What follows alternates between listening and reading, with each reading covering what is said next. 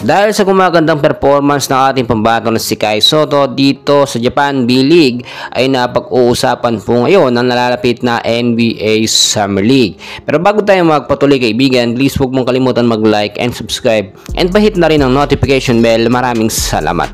So nakita naman natin consistent ang mga play ni Kai Sotto nitong mga huling naging laban niya.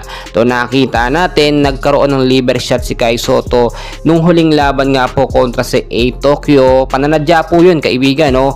Ay nandun pa rin yung consistency sa play ni Kai Sotto. Do mababa yung puntos ni Kai, nasa 11 points lamang siya noon dahil yon sa tinamong liver shot or yung pananakit ng atay niya, no, sa tagiliran, kaya hindi siya nakakadepensa or makapaglaro ng maayos. But so far so good, magandang play pa rin ng kanyang nabitawan. So napag-uusapan ngayon dalawang NBA teams na lamang, no?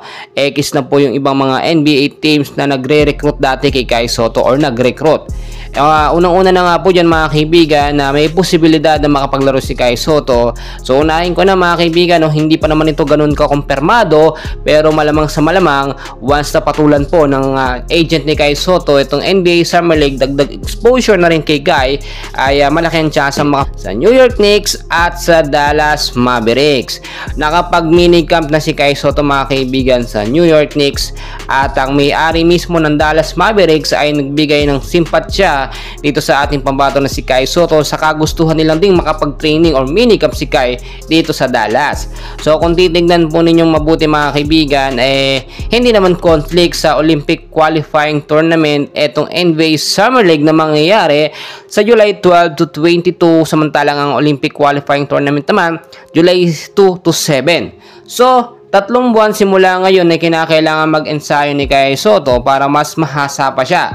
Dahil kung hindi po siya makakapaglaro sa NBA Summer League ay masasayang isang taon na exposure sana sa NBA.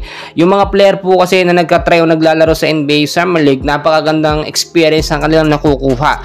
At dagdag confident na rin yun sa kanilang paglalaro. Nakita natin si Kai Sotto medyo lumapad ang pangatawan at sanay na rin sa balyahan. Pero kulang pa yan kung talagang gusto ni Kai na maglaro sa NBA. Then sa mga previous update natin ay sinabi din mismo, nilinaw ng agent ni Kai na hindi sila papayag sa NBA Summer League na maglaro si Kai kung walang siguradong kontrata.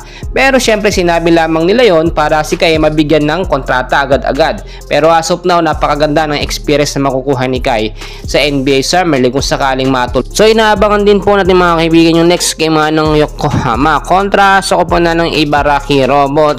At dito kailangan mas mahasa si Kai at masanay sa mga balyahan. Doon nakakalamang naman tayo sa standings, no? Pagdating dito sa Ibaraki Robots, mas mababa yung standings nila, pero it doesn't mean na kayang-kaya na agad. So nakita naman natin kahit nga po ang pang top 2 na A Tokyo ay nasasabayan naman sana ng Yokohama, pero pisikalan maglaro at madumi talaga kung makitignan po ninyong mabuti. So mga kaibigan, tuloy-tuloy yung suporta sa ating pambato na si Kai Sotto. Kayang-kaya sa next game, no? May pag-asa pa rin sa playoffs ang Yokohama. Maraming salamat.